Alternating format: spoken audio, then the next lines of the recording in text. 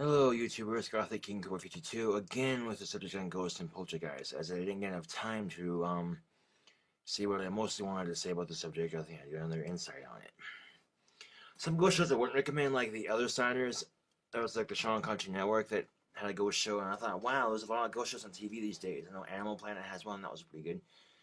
I saw one episode I didn't really care for it, and I saw the other episode they were in this prison-like thing, and to me they had way too many people in their investigation. So the suspicion for faking for ratings was inevitable. I mean, it was a suspicion I had. Oh, for one, they were flipping out on a chair, switching rooms. And the shit I've read about in books and studying documentaries and all that stuff, I learned about ghosts. A ghost moving a chair is the least scary thing. It can do a lot of shit to fuck with your mind. I mean, as humans, we love to have superpowers and have ability to control shit and throw stuff across the room without even touching it. Once you're a ghost, you're able to do that, so it's kind of ironic. Get my guitar out. It's the way they filmed it too. The Other Siders, like where the camera angles shot, it was very suspicious. I mean, I thought there's no way that the ghost did that. I mean, they had to be doing it. And then when they had switched, like they had 8 ghost members, hunters, people on their supposed team. They're all teenagers too, which was another thing. They weren't very professional about the way they shot it, and the way they had it filmed when they switched crew members, the way they'd like each person had their own camera or some shit like that, and the way they filmed it, someone could have switched it without looking or without anyone seeing, and then they could have filmed it just as they're getting out, going, "What the fuck was that? What the fuck was that?" With the camera all flipping out and shit. Or they could have done it, and then they had to switch. Like the 4 people that were upstairs went downstairs to see if the next set of people had the same experiences, and the chair supposedly switched places. I'm not saying it was or wasn't a ghost. I'm just saying, suspiciously, it was suspicious shit. It was suspicious where they filmed the TV show. However, if you go to Discovery, not Discovery, but Sci-Fi Channel, you watch TAPS, the Ghost Hunters team. They're very professional about the way they film it, and then they try to debunk the shit they find. I have their book too on ghost hunting. I haven't quite gotten to it yet because, like I said, I have a stack of books over here that I haven't quite finished yet, and I finished one, but I still got 2 left to finish. Anyway, the book and their quote for saying, if you go into a location assuming everything is evidence, you'll get everything. It'll seem like evidence. But if you go into a location and you try to debunk everything, you'll get the evidence that you can't explain away, and that makes for true ghost evidence. In the book, too, they're quoted for saying that they hate it when they don't get evidence on a location, but they're even more eager and more excited when they do get evidence on the next location. So.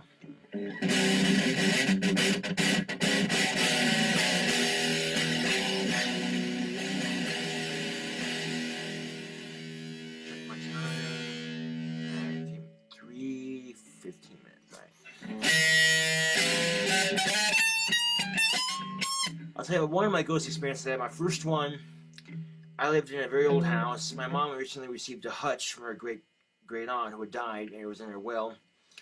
And then we had like this old house, and with the hutch, like you go out and over here, there's this hutch, and there's a movie cabinet, and across from here is steel cabinet. We go back in here, and here on the corner is a kitchen. There's a refrigerator. There's a garbage can, and over there, past that, my dad's on the couch watching TV in the living room, and by the TV is the 2 bedrooms and a bathroom, and this 1 bedroom is a walk away around pantry, and then back to the kitchen. You walk downstairs, whatever. Anyway, I'm over by the trash can. I throw something away. I look over, and from the movie cabinet past the hutch and to the steel cabinet, this full-bodied apparition walks.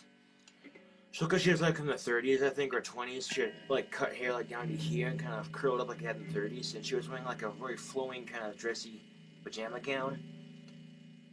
And as soon as she appeared, I looked over, and my dad's TV, it shut off. The sound just shut off, like I couldn't hear it.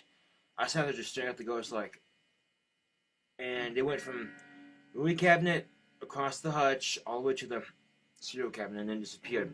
It was kind of foggy, kind of semi-transparent.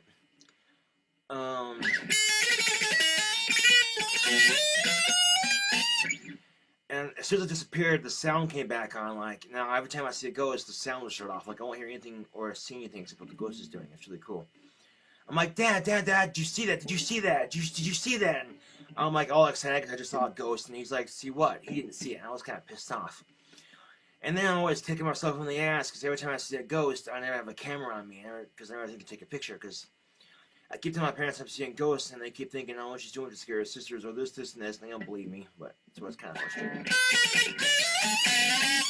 In that same house, though, my entire family was there. My grandparents, my sister, and my mom and dad, and we were all sitting at the table. All of a sudden, this picture, when a high chef goes, plops over on its face. We all look up and go, we're all just silent, and then we continue talking, you know. And a couple days later, the same thing happens, only it's on a lower shelf on the picture. It just goes of no cost, all on its own. Second house I lived in was haunted by a hippie ghost, I believe, who, I believe died. Someone, he was, total pothead. Someone put crystal meth on his pot, and that's how he died. And lots of, I think about that time we had my sister Sam, and she was going like this as she walked downstairs. And I'm like, and she knew what she was doing. And then she got downstairs and looked up. I'm like, who are you looking at, Sam? Sean? That's the name of the ghost, Sean. She goes, yeah. I was like, holy shit. And the entire basement was painted purple, too. And it's always so fucking cold down there. And, one day I got the words purple haze, like I was singing like I was stoned. I had no idea why I was singing it. And then I found out from my friend that purple haze is this type of marijuana. And that really unnerved me. And then the upstairs, too, was painted like someone put sponges and dabbed that with paint, like spots or whatever. And we had a problem with the pipes. It just tapped like. But I don't believe it was the pipes. Some of them might have been the pipes, some of them might have been Sean. Because then we'd all hear like something like a ping pong ball bouncing on cement, like. And this house had a more nasty environment to it than the first house did. Both houses were in the same town.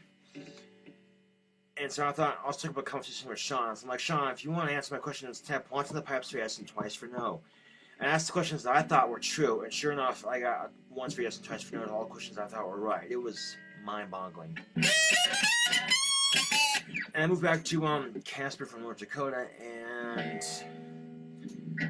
first house I lived in was brand new, but the guy that built it did a shitty job building it, so he skipped town. Anyway, babysitting my sister Sam downstairs. My parents and my other sister are out of the house looking at new houses because the one they're in right now sucked. And me and my sister Sam both here would sound like boots walking across the kitchen floor. Like, we had 2 dogs, which I'll show in a video later. We had 2 dogs, and between their pair of feet and the boots, big difference. And my sister Sam goes, Mommy and Daddy are home. I'm like, no, Sam, they're not home. She goes, yes, they are. I'm like, no, they're not. She goes, I'll go check upstairs. And I knew no one was home because I would have heard their voices. And I convinced her to stay downstairs. And sure enough, a couple hours later, when they finally did get home, we heard their voices. And it was a truly weird experience.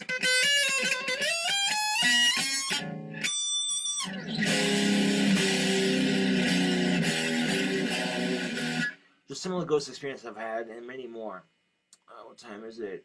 8 minutes and 24, 25, 26. 25.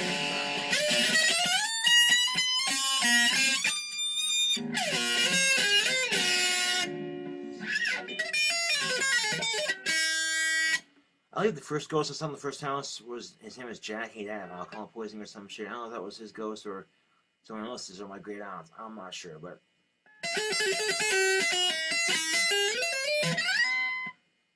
The house had a very nice environment to it. The second house I moved into in North Dakota before I moved here had a much heavier, more negative environment. And even my dogs, too, when we moved, they weren't as neurotic. Even my dogs, too, like, they'd be in the second house and they'd stare at something that was in the kitchen and I couldn't see, and they'd bark at it, and their hair would stand by, and I'm like, what are you guys doing, being morons? But no, they were barking at the ghost. In the first house, though, before Chocolate died recently, she was very old. In the middle of the night, she just woke up and started growling at something that we all couldn't see. And it freaked my mom out, my stepmom out so much. She walked around the house with the fucking kitchen knife going like that, thinking there's an intruder, and there wasn't anyone in the house. So, yeah.